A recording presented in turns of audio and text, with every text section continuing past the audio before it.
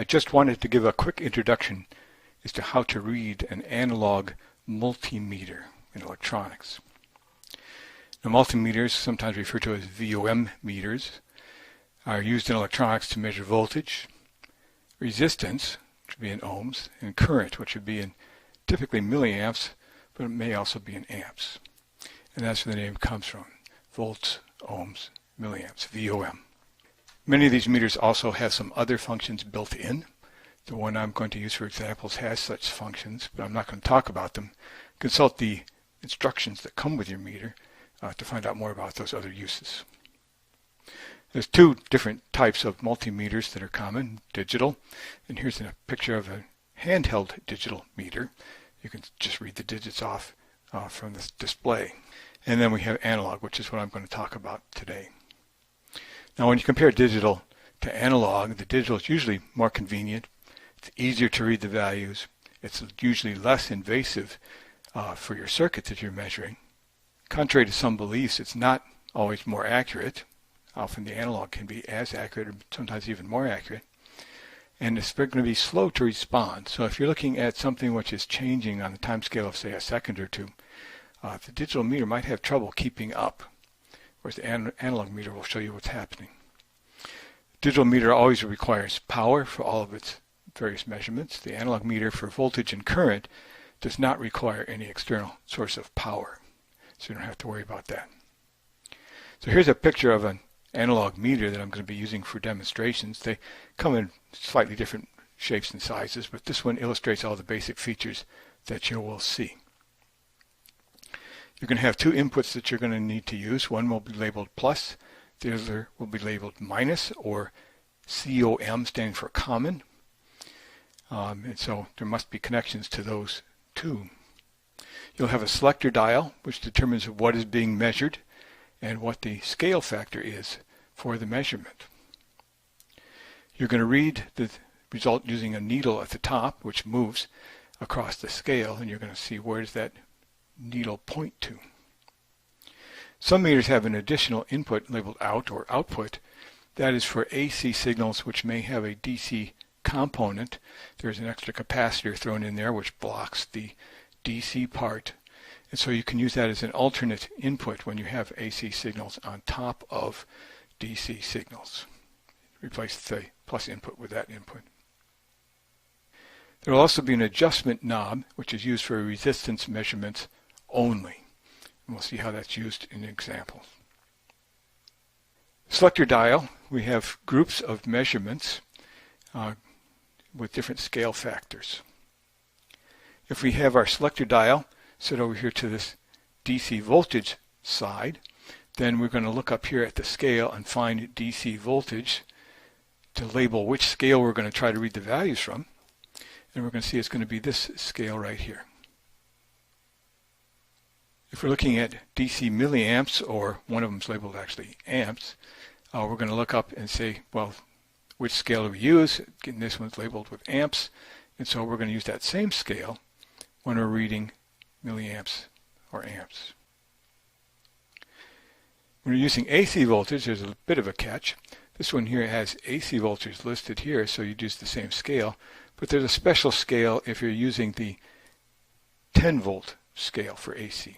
This is because this meter uses a diode to convert the AC to DC before it measures it, and that diode has a voltage drop a little under a volt, and that can affect the lower voltage scale for the AC measurements. When you're measuring resistance here, signified by this Greek omega, uppercase Greek omega, that's ohms. That's on a different scale. See, the ohm label is up here on the top scale, and that top scale is used for ohm measurement. You see, that's a very nonlinear scale. It's all stretched out on the right and scrunched together on the left.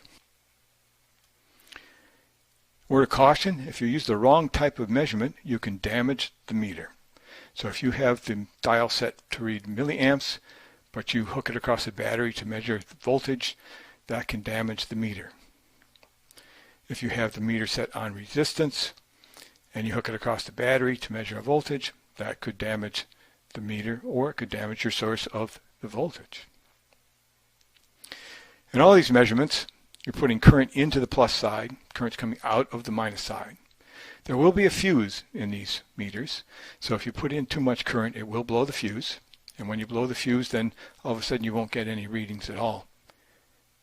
For safety reasons, it's good to leave your selector switch to the off position or to a very high DC voltage setting between measurements. And then you set the type of measurement you're going to make by rotating the knob before you make the connection, before you turn the circuit on, so it's ready. As I said, if you have it set to the current setting and you are measuring a voltage, you can damage the meter. You blow the fuse. And if you had this set up over here on off, hook it up to measure a voltage, then you rotate this dial. As you go past these current settings, you will blow the fuse. So set it up first and then make your connections. I'll point out that some meters actually have a separate plus input for voltage and current. And that way you can't accidentally have it on the current setting while you measure a voltage or vice versa.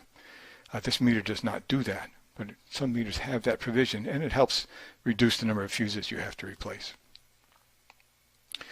There's something called parallax. When you read these meters, the needle is not directly on top of the scale below it. There's some space there.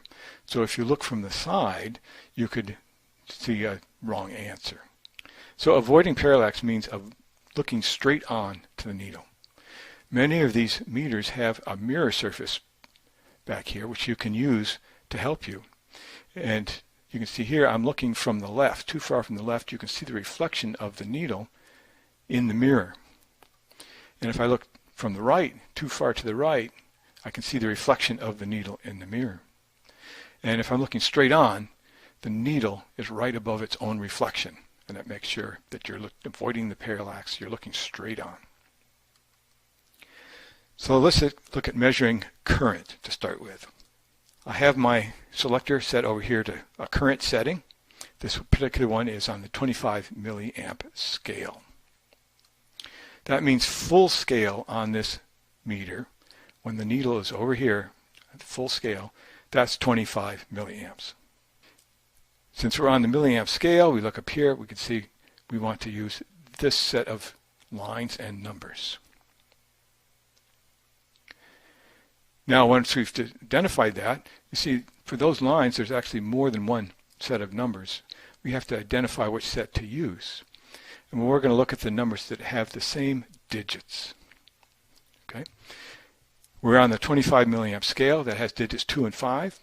If we look closely at this scale, look at the full scale values, there's a 250. Well, that starts with the same numbers, 2 and 5.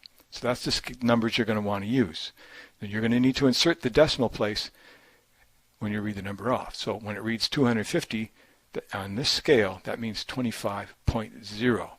And then if we had a reading here which was 100 on this scale, that corresponds to 10 milliamps, and so on. So you need to put in the decimal point based on your scale setting down here. Okay, we're going to do a current measurement as the first example. First thing to do is set the meter to the desired scale, and we're going to start high. If you set the scale reading to be higher than you expect, then you're less likely to cause damage to the meter. So start high. Look on the meter, what numbers are you going to read off of the scale when you have it at that setting.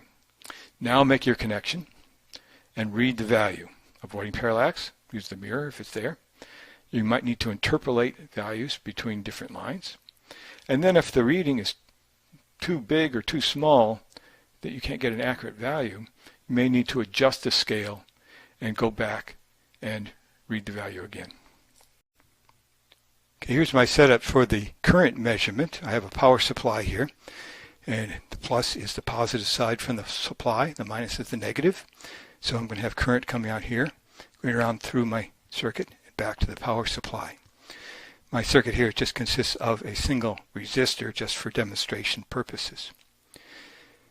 The power supply is already turned on, and I want to connect this to measure what is the current through this circuit. So I need to break the circuit. I need to insert the meter, starting with the highest current setting.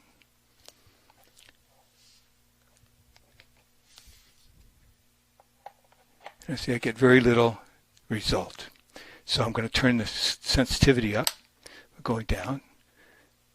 I'm getting a little bit of a reading there, but not much. Go down. This is the lowest scale on this meter, which is the 50 microamp scale. Okay, here's a close-up of the meter face from our current reading. Okay, and we ended up on the 50 microamp scale.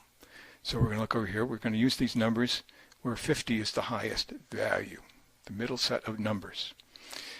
And if we look up here, then we have 10, 20, 30, 40, and the needle is just a little bit above 30. There are 10 markings in between 30 and 40. So this right here is halfway. That's going to be 35. And so this needle reading is just slightly above 31 microamps. And for measuring voltage, we want to follow a similar procedure. We're going to set our scale reading to one of the voltage scales. This example shows it set to the 10 volt scale, meaning 10 volts is when the needle is all the way over on the right. Again, we're going to look at which scale to read. It's the same one that we used for current, this scale right here. That's the tick marks we're going to use. And we're going to find that maximum value, which starts with the numbers 1 and 0. Well, if there's 1 there, just label 10. So that makes it easy. On the 10 volt scale, we just use the scale numbers that are on the top, associated with the number 10. So for a voltage measurement, you want to set to the desired scale. Start high. Start higher than you think you need. You can always turn it down. Identify the scale values that you're going to use to read the value. Make your connection, read the value. Again, avoid the parallax. Interpolate if you need. And if the value is too small or too big for your scale setting, adjust the scale and read it again. All right, here's my circuit again. This time I want to do a voltage measurement. See what's the voltage across the circuit. So I'm going to bring in my meter. I'm going to set it on a very high voltage scale. Then I need to hook up the plus to the plus side, the minus to the minus side, and then I'll gradually turn up the sensitivity. And there we are on the 10 volt scale. The number's a little bit above 3 volts, and so if I went down to the next scale, 2.5, you'll see it goes off scale. So this is the most sensitive scale I can use for this measurement. Okay, here's a close-up of our reading for the voltage measurement. We ended up on the 10 volt scale. So we're going to be using these top values here. Here we have 2, here we have 4. Halfway in between would be 3. There are 4 tick marks in between. So each one is going to be 0.2 volts. So we can see that this needle is pointing very close to 3.1 volts. To measure a resistance takes a two-step process, a little more difficult. First, we're going to set this scale reading to any of the resistance values. I've shown it pointing here to times 1K. That X is a multiplication symbol.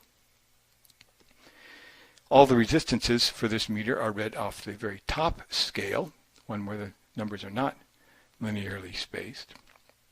And 0 is on the right. High numbers are on the left. What the needle actually is measuring is 1 over the resistance, but by using this scale here, we've actually inverted those values. The first step is to short the two inputs together, either with a single wire or if you have 2 wires, just connecting those 2 wires together. This should give you something close to 0 ohms. We're going to turn this adjustment dial built into the meter so that it points to 0 on full scale. These resistance readings use an internal battery. In fact, this meter actually has 2 sets of internal batteries. Depending on which scale you're on, uses one or the other. And these batteries change their voltage with time. So you need to adjust this dial quite regularly to make the full scale reading match 0. If you can't get the needle up all the way to 0, your batteries are low. Now we disconnect that short circuit. We're now ready to make our measurement. So you have the scale set, same as what we had for the 0 reading. In this case, we're on times 1K. That means we're going to multiply the reading on the top by 1,000. 1K meaning 1,000. So now we connect our device to be measured across the plus and minus inputs.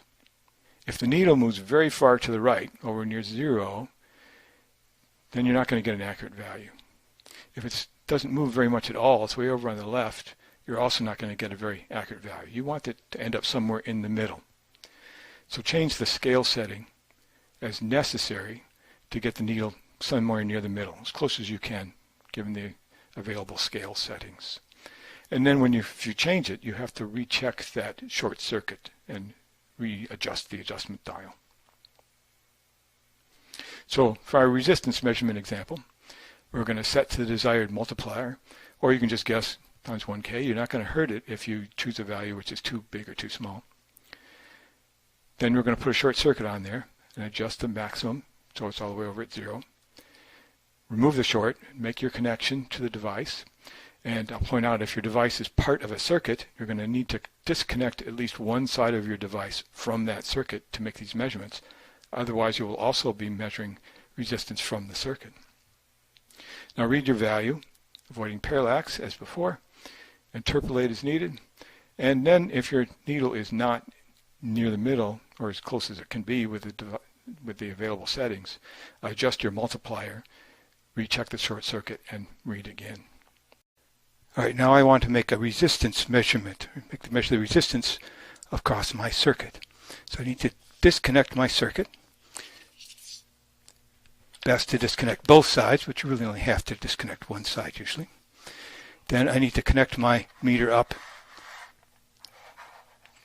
to the resistor. For a resistor, plus and minus doesn't matter which way you go. Put this over on one of the resistance scales, and that's where I'm going to make my measurement. Okay. Right now I have it on the 1K scale. So the first step, I'm going to want to measure a short circuit. I can do it like that.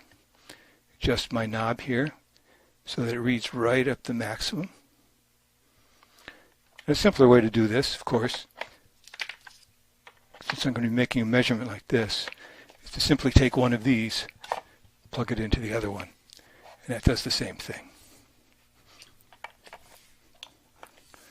Okay, so now on the 1K measurement, I'm up here around 100. But it's not very sensitive there, so let me turn it up to the 10K scale. That looks a bit better. And here's a close-up of the final reading from our resistance measurement.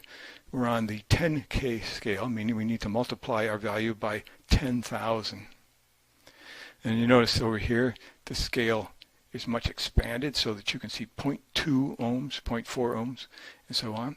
Once we get between 2 and 5, it's only showing a smaller mark, which is halfway. So this would be 2.5, 3.5, and so on. Okay. Once you get over on the left side, you see it's even farther spaced. So this would be 120, 140, and so on.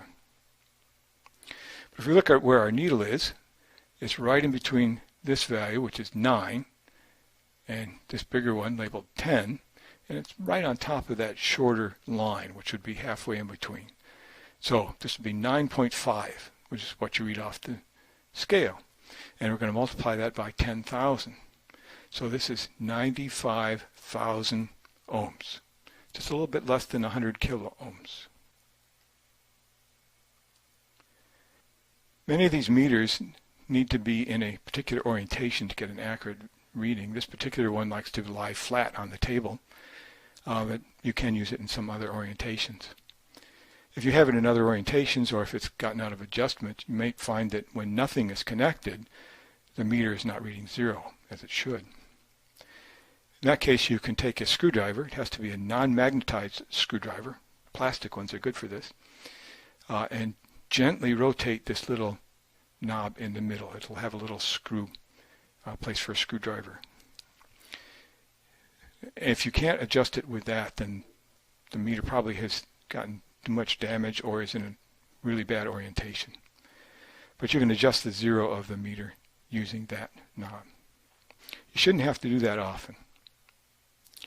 Reminder for all meters, whether it's analog or digital, current is measured through a circuit. You need to break the circuit, insert the meter across the break, taking care to have the plus and the minus oriented correctly. If the needle goes to the left on a current measurement, that means you've got it backwards. And your circuit is on during the measurement. When you're measuring a voltage across the circuit element, the circuit is on. You just take your leads, put it on either side of the circuit element.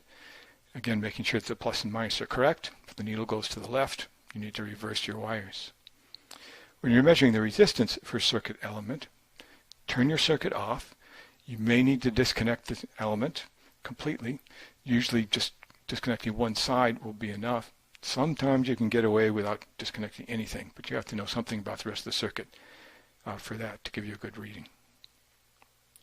If you get no readings at all, there's simple things you can use to try to figure out what's going on.